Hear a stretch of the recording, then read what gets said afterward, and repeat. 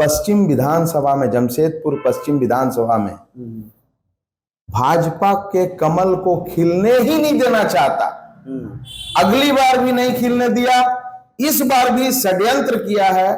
सरजू राय जी को यहां शिकार करने के लिए भेजा है कि उनको जो है फंसा करके उनकी राजनीतिक हत्या की जाए, उनका राजनीति की समाप्तिकरण की जाए। देखिए, उनको कमल नहीं देकर के, सिलेंडर देकर के निर्दलीय बना दिया। और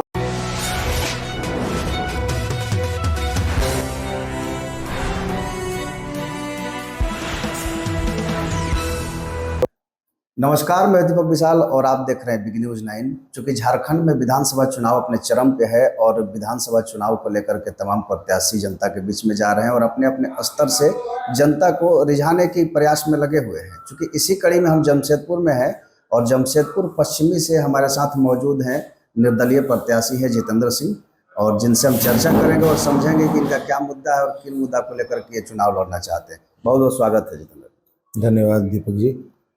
क्या मुद्दा है, किन मुद्दा को लेकर के आप जनता के बीच में जा रहे हैं? देखिए, मुद्दे जो है अनेक हैं और यहाँ जो है जमशेदपुर में समस्याओं का अंबार है। मैंने 35 साल कांग्रेस पार्टी को सेवा दिया है। सेवा देने के क्रम में मैंने पाया कि यहाँ जो जनप्रतिनिधि हैं या जो यहाँ जो राष्ट्रीय पार्टियां हैं, उनका भी रवैया जनता के प्रति उदासीन रवैया है।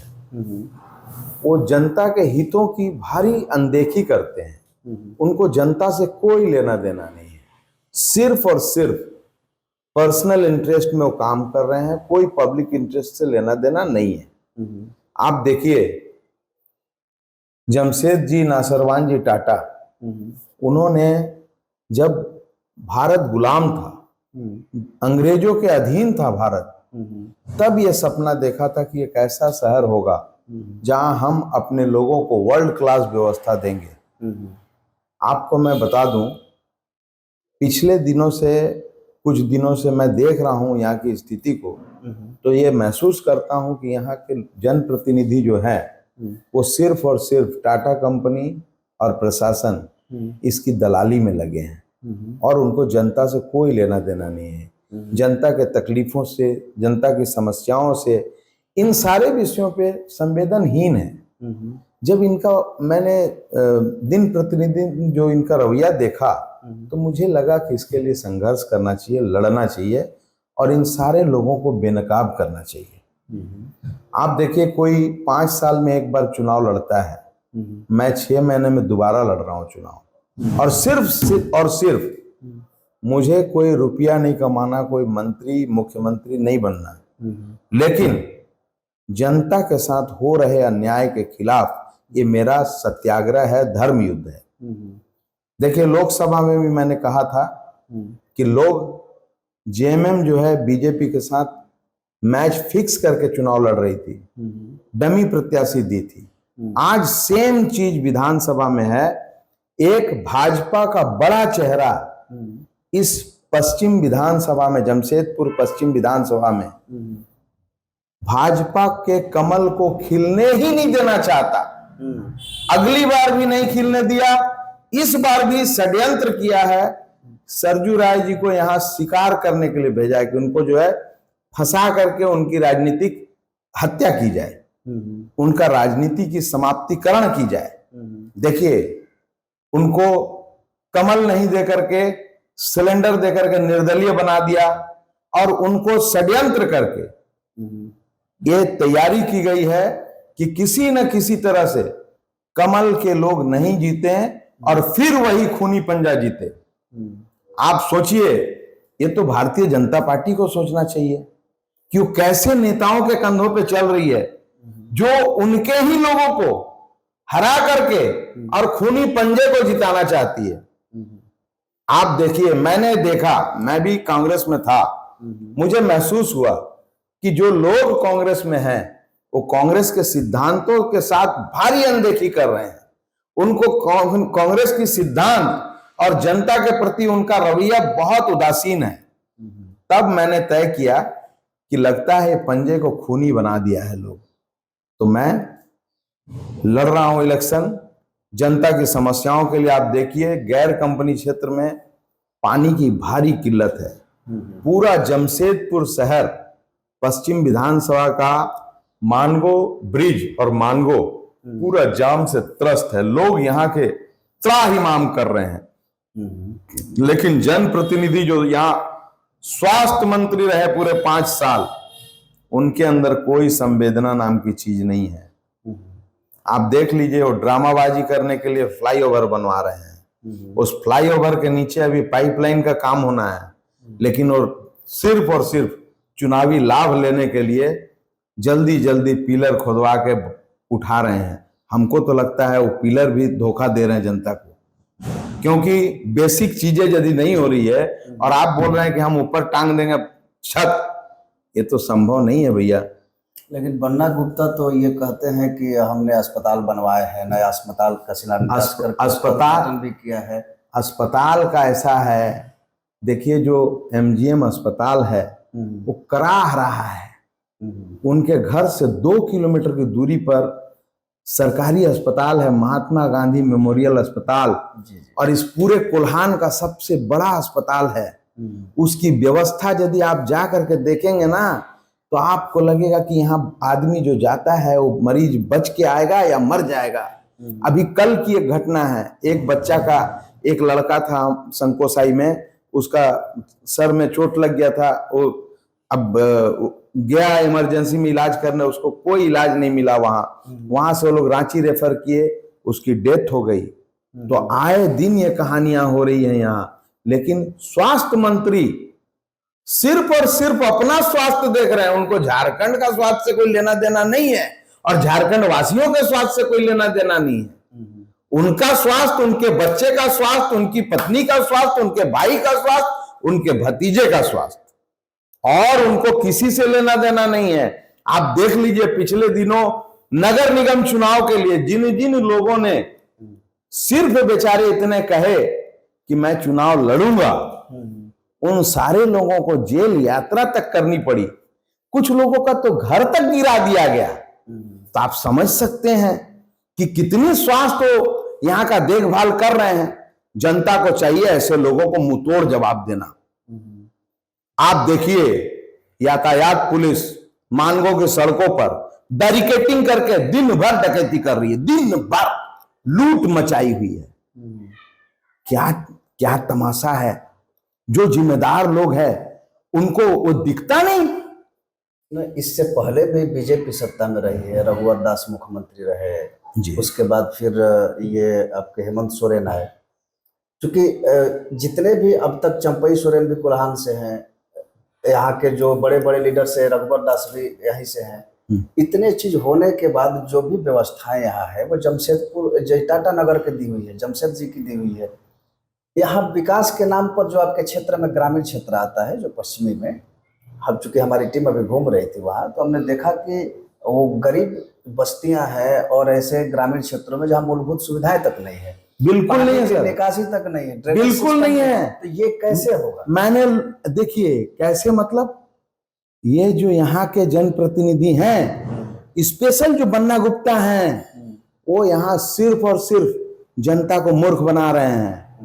और मैं बता दूं, जिस आजाद बस्ती की वोट से वो जीतते हैं, जिन मुसलमान बंधुओं के वोट से वो जीतते हैं, ब्लाइंड सपोर्ट करके जिताते हैं वो लोग, उस बस्ती को उन्होंने गुलाम बस्ती बना दिया है। एक ही व्यक्ति के, उनके संरक्षण में आपराधिक चरित्र के लोगों का वहां इतना बड़ा बोलबाला है कि पूरे आजाद बस्ती का लोग मुझे बोल रहे हैं कि मैं गुलाम बस्ती में रह रहा हूं सर। इतना आतंक, इतना दहशत उन्होंने कायम कर रखा है, उनका संरक्षण है वो सब पर। आज देखिए पूरे जमशेदपुर में कुछ नहीं है, खाली मानगो में हत्याएं हो रही है लगातार। सारा उनका संरक्षण है उसके पीछे, और जनता को उनको मुंह तोड़ जवाब देना चाहिए। ऐसे लोगों को, जनता को चाहिए कि ऐसे लोगों को कुर्सी से उठा के फेंक दे। अभी चूंकि पूर्वी छोड़ करके पश्चिमी में सरजू राय आ गए, जेडीयू के टिकट पर लड़ रहे थे, लेकिन अभी सिंबल उनको सिलेंडर छापी मिला है। इतने बड़े बड़े लोग एक तो स्वास्थ्य मंत्री रहे, सरजू राय जी का भी ट्रैक रिकॉर्ड रहा है, वो लंबे समय तक विधायक रहे हैं, निर्दलीय होते हुए एक मुख्यमंत्री को हराया। तो इस तरह के जो व्यक्तित्व वाले लोग आपके सामने खड़े हैं, आप चुनाव लड़ रहे हैं, ऐसे में कैसे लगता है कि जनता आप पे भरोसा करेगी? देखिए, मैंने देखा है कि इन दोनों लोगों का 10-10 साल का टेन्योर कंप्लीट हुआ है और जनता इन दोनों जो राष्ट्रीय पार्टी है इन दोनों पे विश्वास नहीं कर पा रही है, क्योंकि इनका आतंक और इनका समय देख करके उन्हें लग रहा है कि यहाँ कोई अलग चीज चाहिए। एक जगह मैं घूम रहा था तो कोई बोला, कुछ लोग ये बात को बोल रहे थे कि सरजू राय जी का भी वही हाल होना है, क्योंकि इन्होंने MP सिंह, जो स्वर्गीय मृगेंद्र प्रताप सिंह थे, उनका वित्त मंत्री रहते हुए इन्होंने टिकट कटवाया था और कटा करके खुद ले लिया था। और मुझे ये कांग्रेस के लोगों ने बताया कि सिर्फ टिकट ही नहीं ले लिया था, बल्कि कांग्रेस से प्रत्याशी भी जो है डमी प्रत्याशी खड़ा करवाया था युवा समीम को। उस समय अर्जुन सिंह थे हमारे कांग्रेस के, उनसे संपर्क करके युवा समीम कमजोर प्रत्याशी को खड़ा कराए थे और खुद जीते थे।